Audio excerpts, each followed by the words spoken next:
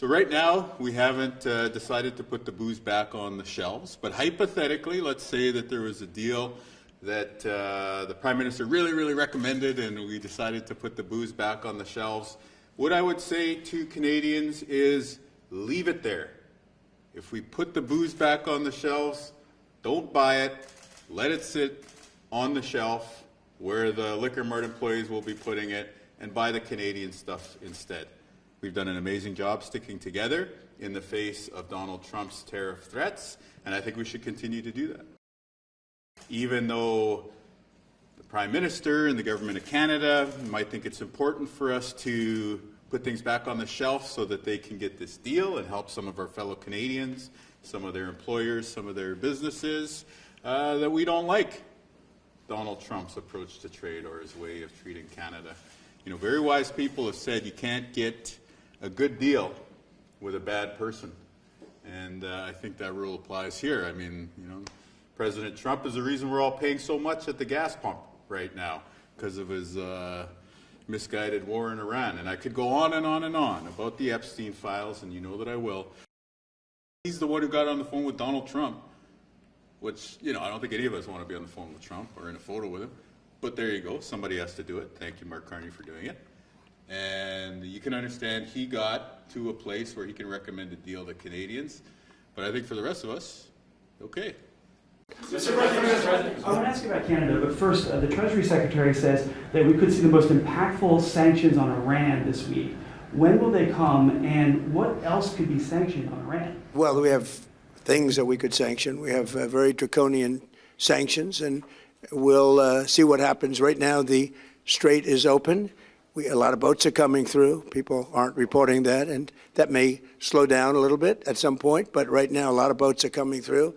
The naval blockade has been extremely effective. Zero, I mean, literally while it's up, and it's been for quite a while, you know, except for a couple of little pauses where we opened it purposely with a deal, but the deal didn't terminate, you know, the deal didn't turn out to be what they said, you know, when they tell us one thing and they do another. But the blockade has been 100% successful. No boats have gotten into Iran, but they are getting in for other places. But we'll see. We're going to see what happens. It'll either be extremely good and oil prices are going to drop like a rock, or we'll continue to do exactly what we're doing. You know, they were talking about $350 a barrel, and it's today $84, $85. And we are getting a lot of oil out. But the other thing that's happened is people have found other alternatives, which they never thought about. Texas, Alaska, Louisiana, and other places. In addition, a lot of pipelines, record numbers of pipelines are being built. So I think the Hormuz Strait's not going to be quite as important as it was in the past. Yeah, on Canada, if I could ask you, you said that there's a deal, an agreement in place. Are you willing to lower tariffs on steel and aluminum? Well, we're looking at that. In order to get farmers, get the tariffs lowered. Well, we're getting zero for our farmers. You know, farmers have been hurt very badly by Canada, and they won't be paying any tariffs anymore. And we may bring some of the tariffs down to a level where other countries are, because Canada was paying a higher tariff. Canada was paying us a higher tariff.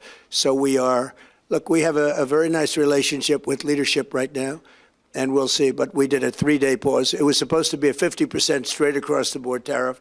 That was going into effect at 7 o'clock this morning, and I delayed it at the request of Canada for 3 days so we can iron out the details.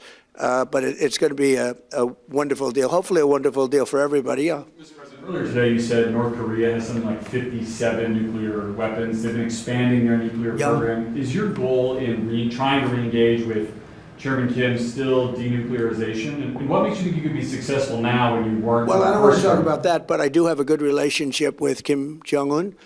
As you know, you've seen.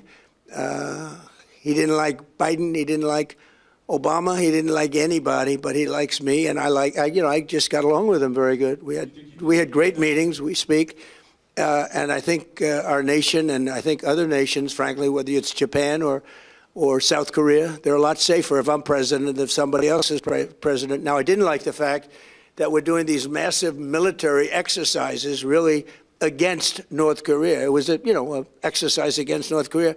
When I'm friendly with him, when we have, I don't see anything happening for certainly 2.5 years. It's not going to happen with me, but I don't see anything happening. And I was not happy when South Korea said, no, they're not interested in helping us with the Hormuz Strait, and yet they get 60% of their oil from the Hormuz Strait. I said, would you like to help us? He said, no, thank you. I said, that's nice, please, thank you. He made us a lot of money. I didn't like that. So I felt that to do we were doing a massive war exercise. I thought that was very insulting to somebody that, frankly, has been, during my term at least, very well behaved. Yeah.